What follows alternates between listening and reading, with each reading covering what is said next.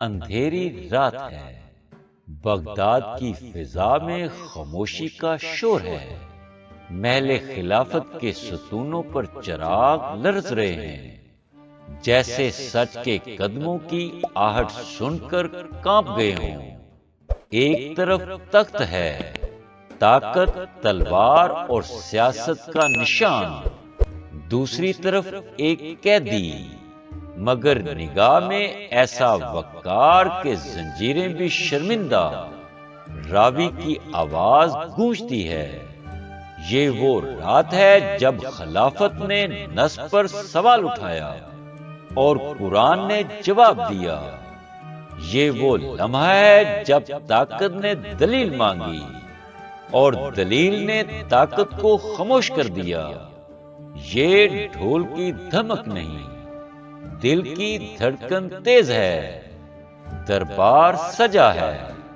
ہارون الرشید عباسی اقتدار کی پوری شان کے ساتھ تخت پر، وزراء، قاضی، درباری سب نگاہیں جھکائے۔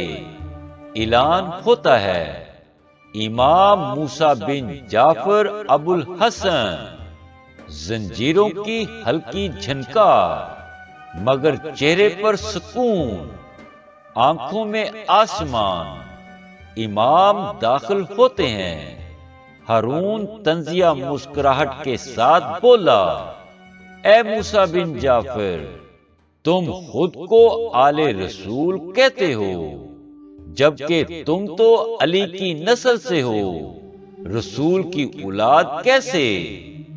دربار میں سانس رک جاتی ہے۔ یہ سوال نہیں، یہ چیلنج ہے۔ امام موسیٰ کاظم علیہ السلام ٹھہر کر بولتے ہیں، آواز نرم مگر وزندار، اے ہارون، کیا تم قرآن پر ایمان رکھتے ہو؟ ہارون چونک کر بولا، ہاں۔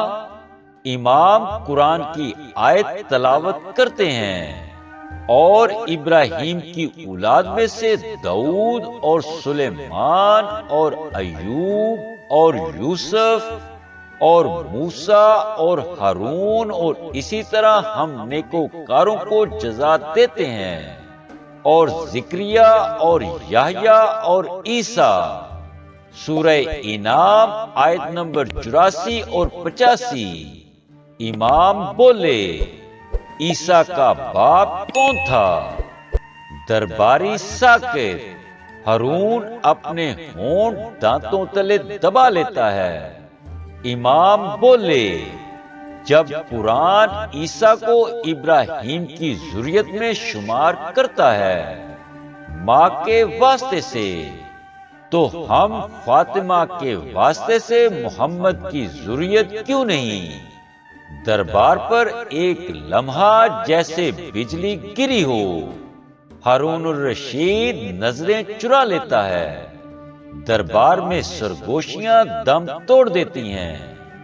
راوی کہتا ہے، یہ وہ خاموشی تھی جس میں اقتدار نے پہلی بار ہار مانی۔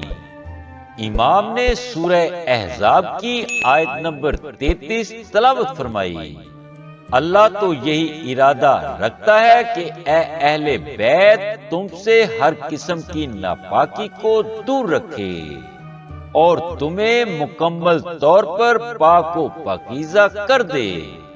امام نے فرمایا، یہ آیت اعلان ہے، نسب کا نہیں طہارت کا۔ اہل بیت وہ ہیں جنہیں خدا نے خود پاک کہا۔ علی، فاطمہ، حسن، حسین اور ان کی نسل۔ ہارون کی پیشانی پر پسینہ آ گیا، اسے تخت کا وزن بڑھتا ہوا محسوس ہوا۔ محترم سامعین، امام سورہ آل عمران کی آیت نمبر 61 تلاوت فرماتے ہیں، پس اے نبی آپ کہہ دیجئے، آؤ ہم اپنے بیٹوں کو بلائیں اور تم اپنے بیٹوں کو، ہم اپنی عورتوں کو بلائیں اور تم اپنی عورتوں کو، ہم اپنے نفسوں کو اور تم اپنے نفسوں کو۔ امام نے فرمایا، مبالہ کے دن رسول کنے لائے؟ علی کو اپنا نفس کہہ کر، فاطمہ کو اپنی عورتیں کہہ کر، حسن اور حسین کو اپنے بیٹے کہہ کر۔ یہ ہے آل رسول کا معیار۔ درباری سانس لینا بھول گئے۔ ہارون رشید ہار چکا تھا۔